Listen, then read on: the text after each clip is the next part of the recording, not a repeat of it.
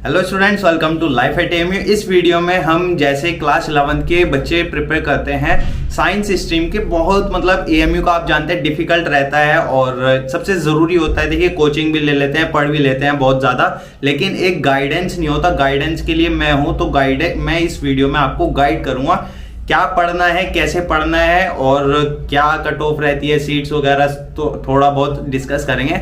Seats का exactly नहीं बताऊंगा, तो चलिए शुरू करते हैं। तो अब देखिए, जैसे आप प्रिपेयर करते हैं उसमें एक बात होती है, सबसे पहले आपको क्या पढ़ना है। पढ़ने के बाद आपको सिलेबस देखना होता है। सिलेबस क्या है साइंस में? देखिए सिलेबस आपका एक तो आपकी 9 10 का साइंस पोर्शन आता है। 9 10 के पोर्शन में मेजरली जो फोकस किया जाता है वो 10th पे फोकस किया जाता है। 9th का आता है लेकिन ऐसा कोई 30% के अराउंड आता है। तो इसलिए जो 10th की आपकी साइंस है आप अभी पढ़ रहे हैं, इसलिए आपको अच्छे से फोकस करके चलना है, क्योंकि अभी आपके बोर्ड होंगे, बोर्ड में आपको प्रिपेयर करना है। इसलिए आपके लिए आसानी रहेगी कि आप 10th में बोर्ड के लिए भी पढ़ रहे हैं, उसे ऐसे डीपली पढ़ के जाएं कि आपको एंट्रेंस में भी तैयारी हो जाए।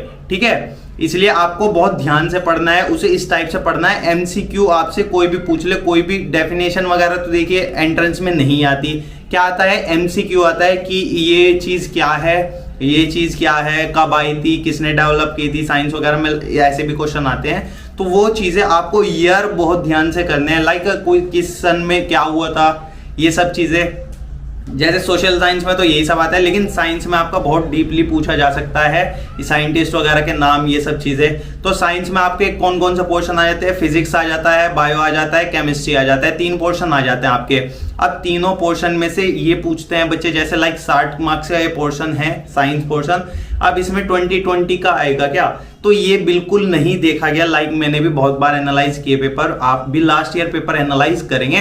अब आपको क्या चाहिए कि लास्ट ईयर पेपर जरूरी है। देखिए अब बच्चे पूछते हैं गाइड लें या ना लें, तो गाइड का तो मैं कहूंगा आप ना भी लें तो 99% आपका हो जाएगा। मतलब 1% रोल प्ले करती है, 1% कोई मायने नहीं रखता मेरे हिसाब से।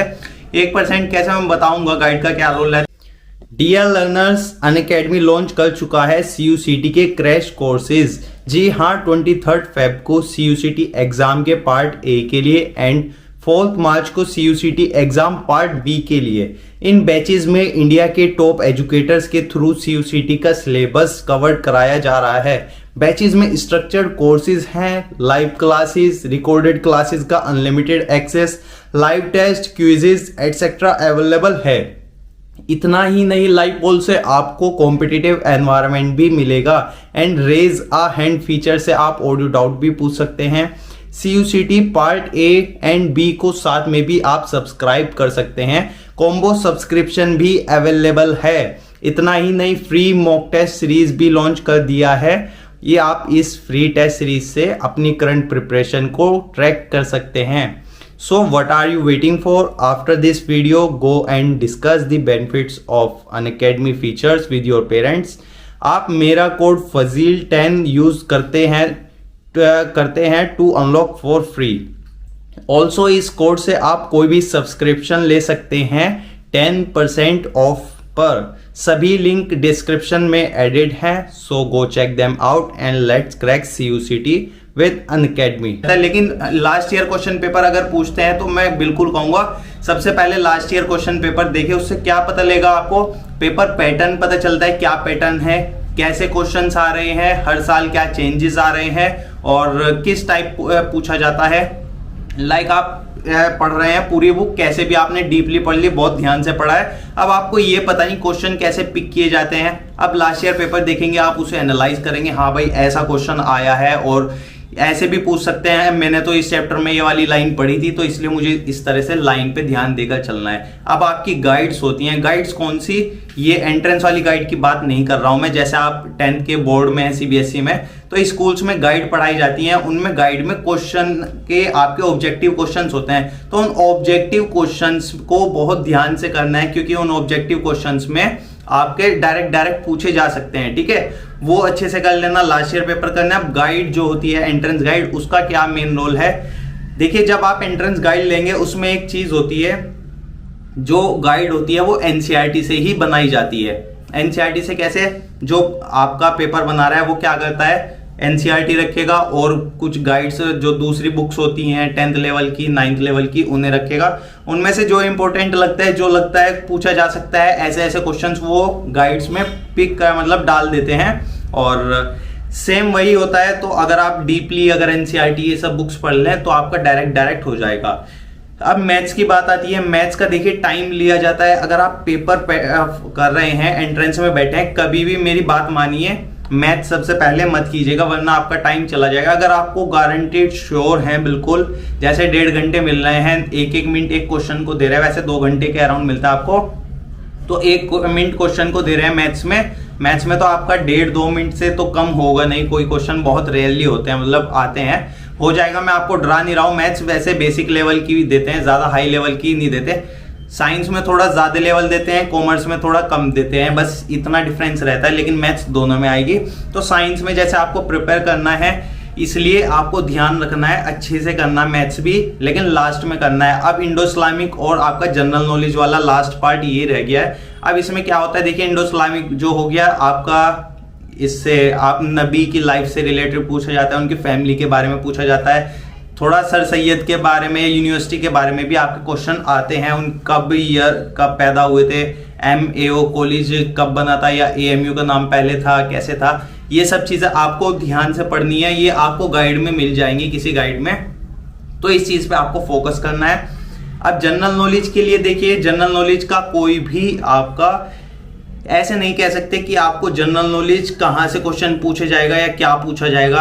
अब इसलिए साइंस का, लेकिन अब बात आती है, मैंने पढ़ाई का तो कैसे पढ़ना है ये सब बात कर ली है। अब बात आती है कि आपको सीट्स कितना है, कंपटीशन कैसा है, क्रैक होगा, कितना पढ़ना पड़ेगा, ये सब बातों का अब मैं जवाब देता हूँ। देखिए अगर आप पढ़ने की बात करें, देखिए साइंस की कट ऑफ जो जाती है 75 के अराउंड जाने लगी है, मतलब अगर 75 प्लस है, और अगर आपको बायो चाहिए तो 80 प्लस आप ध्यान रखिए। और सीनियर सेकेंडरी स्कूल के लिए फिर कंपटीशन ज्यादा रहता है। आपका सीनियर सेकेंडरी स्कूल आपको पता है सबसे ज्यादा ऊपर कट ऑफ पे रहता है, +2 भी कहते हैं उसे, तो इसलिए वो स्कूल में क्योंकि हॉस्टल है, आपको फैसिलिटी मिलती है, ज्यादा फैसिलिटीज हैं उसमें रहने के लिए, इसलिए बच्चों का कंपटीशन ज्यादा रहता है सीनियर सेकेंडरी के लिए। उसके लिए आपको 80 प्लस स्कोर करने हैं। अगर PCB आपको चाहिए, उसमें PCMB भी मिल जाता है, PCBM होता है इस तरह से, लेकिन वो जिनकी रैंक कम होती है उन्हें मिलता है। अब इसलिए आपको ज्यादा रैंक के लिए तैयारी करनी है, प्रिपरेशन करनी है। देखिए सीट्स अच्छी खासी हैं। सीट्स कैसे ज्यादा हैं, अगर आप +2 सीनियर सेकेंडरी में ही देखें, 3-4 स्कूल हैं, 3 स्कूल में शायद 11th है, तो दूसरे स्कूल्स में मिल जाएंगे, लेकिन उसमें हॉस्टल्स नहीं मिलेंगे आपको। इसलिए अगर सीनियर सेकेंडरी में चाहिए आपको, उसमें देखिए फिर एक तो बायो की हो गए 60 बच्चे मैथ्स के हो गए, 60 बच्चे मैथ्स और बायो के हो गए, 60 बच्चे इस तरह से, तो बहुत सारी सीट्स हो जाती हैं साइंस की। इसलिए आप फिक्र मत कीजिए, सीट्स तो आपकी बहुत ज्यादा हो जाएंगी, लेकिन कंपटीशन भी ज्यादा रहता है, बच्चे बहुत ज्यादा बैठते हैं। 11th का सबसे, आई थिंक BA और 11th में सबसे ज्यादा बच्चे बैठते हैं एंट्रेंस में, इसलिए आपको कंपटीशन तो फेस करना पड़ेगा।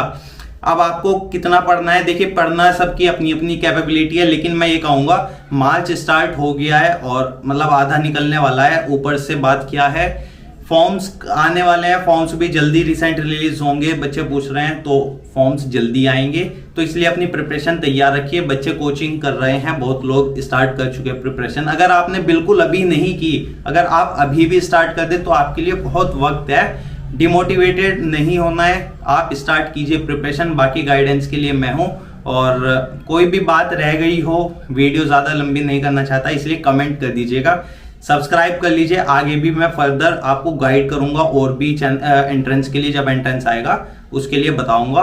वीडियो लाइक कर दीजिए। वीडियो देखने के लिए थैंक यू।